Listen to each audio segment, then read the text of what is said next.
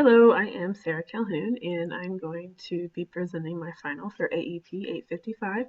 I'm going to focus on academic success for African American boys. This is my first year of teaching, and I remember last year we have a new principal, and he's known as a turnaround principal. He came in and called all of the African American students to the auditorium for a meeting. And no one knew about it. No other teachers knew about it. Only he knew about it. And basically, what he did was he presented some of the facts that I'm about to show you guys. He presented it to only the African American students because he wanted them to be successful. Of course, parents found out in huge uproar. You can always Google it and find us in the news. But the funny thing is he's a gigantic African American guy. He's one who came from poverty, overcome the odds, and he's extremely successful now. So it's always made me think about the inequality that he had faced and what other students that are at my current school will face as well, being African American males. The most staggering statistics that stuck out in my mind was that he said that um, those African American males who don't read at a grade level that they should by fourth grade, will a third of them will end up in jail. And from there, that's always stuck with me. So that's why I did my research on this topic specifically. So here's some basic statistics about education and comparing African American stats to white and other ethnic backgrounds. As you can see, only 54% of African Americans graduate from high school compared to 3/4 of white and Asians. On average, the African American 12th grade student reads at the same level as a white 8th grade student. Okay, so pretty much stating there are some gaps. So there are gaps. We've established this. Most of the gap between the level of achievement of a African American student versus a white student are decreasing. So they're getting closer and closer to equal, but they're not there yet. Some of those factors for the gaps could be from home, whether two parents are at home, how much TV they watch, if they read to the children, those kind of things. Also, some health factors like birth weight and exposure to lead, that kind of thing. And also, what kind of connection does the home have with the school, if they're involved or not? All of those factors are lower in African American families than white families. Okay, so in general, I looked at this article, this short article. I'm pulling all this information from, had a bunch of statistics, and I just chose to focus on two since I have limited time and space. So I would encourage you to go check out the article and just read about the statistics. 8th grade math shows your gap between African American and black and white students. And then here's the Kansas average. And this is the list of all of the states in the nation, and here's Kansas about right here. And I'm focusing on Kansas since that is where I teach. It's the most interesting to me. Okay. So we do have a gap that's close to average, but overall our scores are a little bit higher. And this is students in 8th grade. Okay, then we're going to look at reading for 4th grade really quick. So here's the gap for reading at 4th grade, and this is the critical year. So if they're not reading on grade level right now, there's a whole bunch of indicators that say they're going to not be successful as an adult. Okay, and we're right about average. Our gap is just a little bit lower, but our scores are just about at average. And then Kansas falling right there in the middle on the list. Okay. So why does reading proficiently matter? 3rd grade can make or break the benchmark in a child's education because they move from learning how to read in 3rd grade to reading to learn in 4th grade. They have to be able to understand, process information in 4th grade more so ever than they did in previous reading. This low achievement in reading has long-term effects, meaning students are less likely to graduate from high school and be successful. The starting salary of someone without a college degree is about $23,000, With a college degree, it's $48,000. So huge gap in income.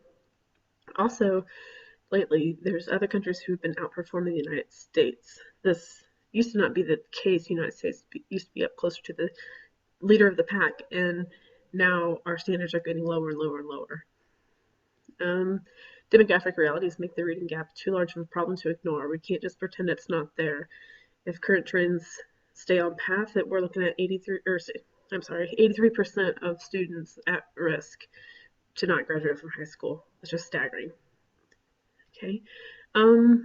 Also, the last thing I want to touch on here is that after No Child Left Behind, states lowered their proficiency levels. So, with No Child Left Behind, we were at a certain level. The bill passed, and we lowered our standards because we didn't think we could achieve those national standards.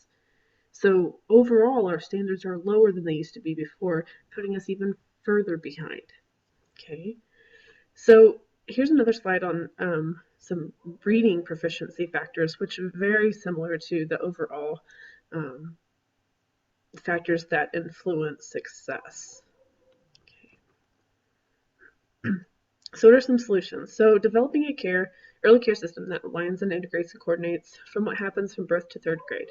So creating some support systems that will help parents and families be more successful at home and ensure or foster some good habits and good opportunities for those children all the way through third grade. They can also encourage and enable parents, families, and caregivers to play their roles as co-producers of good outcomes for their children. So again, providing the support solutions, telling parents the importance of education, giving them resources or access to resources to help their students. 3 says to prioritize, support, and invest in results-driven initiatives to transform low-performing schools into high-quality teaching and learning centers. So look at those low schools and focus on them first, and then branch outward and get those practices and initiatives into other schools. And finally, to find, develop, and deploy practical and scalable solutions to the most significant contributors to low achievement factors, which is chronic absenteeism and summer learning loss. Excuse me. So if we can focus on those 2 factors, that would help bridge this gap a little bit. Okay, the next article or the book that I looked into was called Too Important to Fail by Tavis Smiley. And I just want to focus on this just for a quick minute. 3 years. 3 years. How you mentally handling that? I mean, knowing that in a matter of weeks, months, you're going to leave this place with a bunch of youngsters and be with a bunch of men in a place like St. Clair. Really, I don't believe it's anything that could prepare you for prison because, I mean, nobody wants to go to prison. Nobody knows about, because it would be too agonized to cope with the fact that you can be a prisoner. But nobody really knows how prison is until you go there, not even us.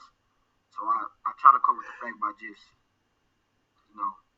being myself. I mean, keeping my mouth closed really and minding my own business. You scared? Not yet. I don't believe it has. Well, yeah. I believe that it hasn't dawned on me yet. Or maybe I will never be scared. I don't know. But it's kind of like in our neighborhood, it's like prison is just like, it's the norm. So it's like, oh, you going to prison. It's not like when people, it's like college. For some people, it's crazy. What makes you confident, Jonathan, that when you get to prison, that you can stay focused? I'm sure you can. I believe you will. But I'm just curious as to why you are confident enough to believe that you can stay focused on this goal that you've set for yourself once you go to San Quentin. My drive, my motivation. Knowing what I know now, like, as I said before, this is it's really enlightening. Could nothing stop me from this. I will be in college when I get out. I will have my AA. It's not like, I'm going to do, I will. So by 2013, I'm going to be in college. I will be doing this.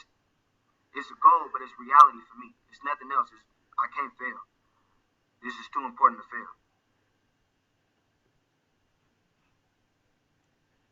Okay, so that video was just a small glimpse of one of the programs that have been implemented to help these young African American boys. There's a whole episode that goes with the book and pulls out some important information. You follow this link right here. Okay, so some in some of these programs that are talked about in the book, there's some overlapping commonalities. Adults who care, boys who understand that education can give them the tools to change their lives. You can't lead a horse to water and force them to drink, is basically what they're saying. And also, you need some educators who don't give up. Okay, so too important to fail. So education doesn't, these are the factors that are generalizations about the book that you can take away from reading it. First one is education doesn't happen in a vacuum. The families need help. So it's kind of like it takes a village to raise a child. Also, teachers deserve all the support they can get, either with professional development or respect or whatever they need to be successful. Third, the Black boys need to see themselves in America's narrative, or else education doesn't make sense. I never really understood this, but after working at the school that I'm working at, I can see how if story problems and situations were given in the terms of the lives my students live, I wouldn't understand. So it's just the reverse. So if they're given situations in my life or what I grew up with, they wouldn't understand either because they're not the same. You can't put yourself in somebody else's shoes and expect them to get it. Okay. Fourth one, boys need positive role models to help shape life. A lot of them are without dads at home and that kind of thing. Boys need to know that they're expected to be successful, and test scores can only measure so much. They overlook some inherent abilities. Okay, so what's the tie to educational leadership? Well, I've kind of mentioned my experience at my current school. We nickname it the Dell, it's Truesdell. And our principal, he is a turnaround principal. And I went back to chapter 13 in the North House book and I looked at those personality types. And he's an extrovert, he's very intuitive, he's a thinker and a judger. All of those, which are pretty strong pretty strong qualities in a leader. Okay, he is a role model. He fits the ethnic description and some of the same struggles that some of our students have faced. He is all about hiring the most prepared teachers, the ones who are best in their class or have the most experience or have proven success. He will go out and find those teachers to help these students. He's implemented a bunch of different programs to help our students with academics. We have a full summer school program. We have after school program. It's catching the eye of our Kansas legislators. He's focusing on community and family support. This one's really hard. It's a different group of students and that he's ever experienced. So he's focusing on that piece of it right now, trying to figure out what would work best. He's exposing our students to things they could never have probably been exposed to before. We go to a camp at Southwestern College, which a lot of students don't even think about college, and it gets them exposed to it. Their parents haven't gone, so being able to see that in person really helps. We've had they're called CTJ meetings, Come to Jesus meetings, with each of our grade levels to try to let the kids know there is this pressure that we want them to be successful and we're giving them the tools they need. So he's very good at being a leader. So I think about all of this and I think he was brought into this school to be an excellent leader. So what I've learned from it is the things that I can do in my classroom right now to be a leader in my classroom, to be a leader with my team. And I try to support and facilitate all of these things that he's been implementing. They go align exactly with what we've learned in this class over this past several weeks. Final slide is my resources. So I'll paste a link to my slide and the YouTube videos and everything that goes with it on the Google's community. So, thank you very much.